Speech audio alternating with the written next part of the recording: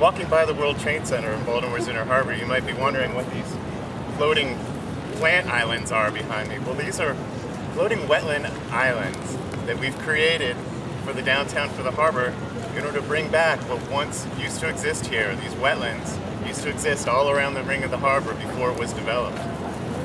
We all love the waterfront here, but there's so little natural environments here for the wildlife. If you look very closely, you can see there's a lot of ducks, and if you were able to look underneath these floating wetland islands, you'd see crabs and a lot of fish that are utilizing them now. It's like a magnet for wildlife.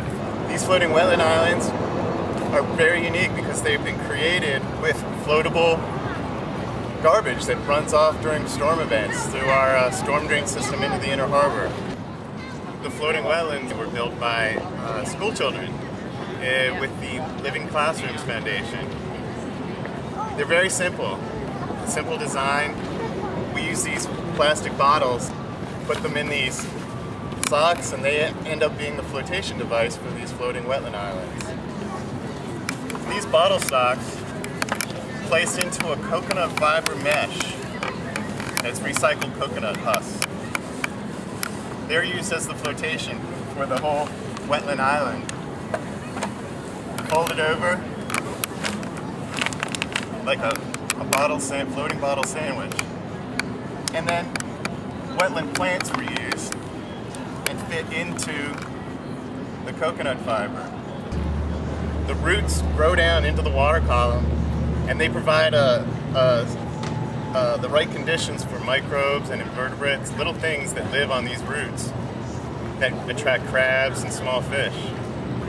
The plants, such as this smooth cordgrass, Spartina, that you find in salt marshes, they uptake nutrients from the water column. Nutrients are things like fertilizers and some pollutants that flow off during storm events from the greater watershed up in the northern parts of Baltimore, come down to the harbor here, and create the green algae growth that you see in the water, which isn't a bad thing in small amounts, but in much larger amounts, they can cause algae blooms and fish kills.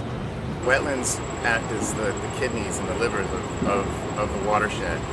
What you see behind me are the last remaining remnants of wetlands on Baltimore's Inner Harbor.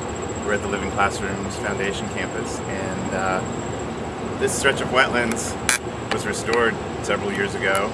Moved the bulkhead and planted some wetland plants here. They persist to this day. It's very interesting because we're in a highly urbanized environment, and these last little remnants of wetlands in the inner harbor here are very important because they give people a pleasant feeling when you see green, whether you know it or not. It makes you feel good. Many people feel that way, instead of a hard concrete edge.